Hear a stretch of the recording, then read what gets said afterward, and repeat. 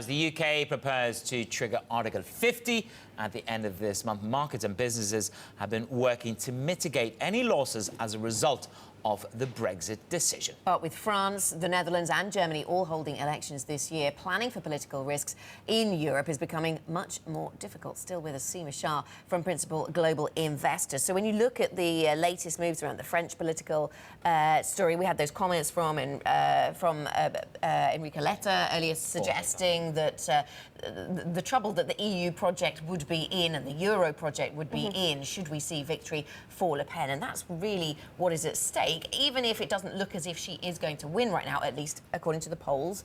And we know that polls aren't always an exact predictor of what's going to happen in the future.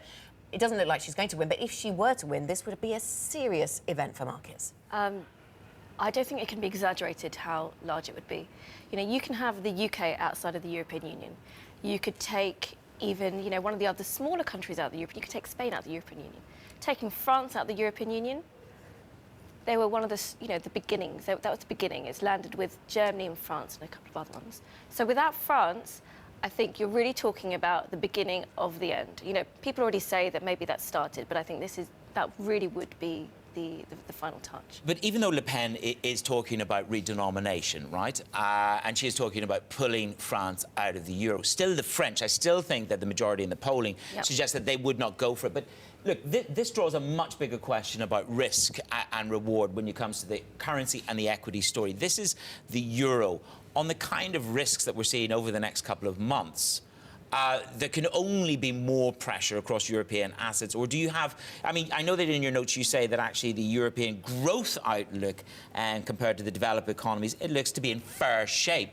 But, the currency is going to come under more and more pressure. Is that a fair assessment? Absolutely. There's a couple of things. One is that, we were just talking before about Le Pen has, 80% of her support is very staunch. They're not going to be swayed.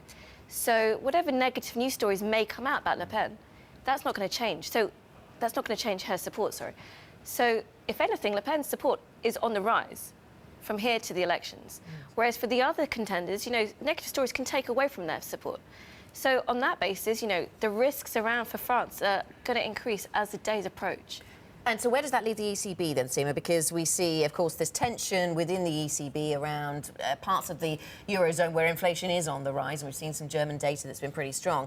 And therefore, there might be increased political pressure to change course on the ECB, very loose monetary policy, yet at a time when the political scene looks very uncertain. I don't think it goes with the story that we've had from the ECB about being a very supportive institution in what's been a very difficult number of years and hasn't ended yet for Europe. We still have this year to get through. So from my perspective, we need to get through the political risks before the ECB can be ready to move forward with continuing to remove. Now, we've already got the semi-tapering, I guess, coming through. And I would expect to be more announcements as we get towards the end of the year, once we get past the German elections, which in fairness, look like the least risky out of the ones that we've got this year. But, there's a lot of talks about rate hikes coming through. I mean, I think that's very, very premature.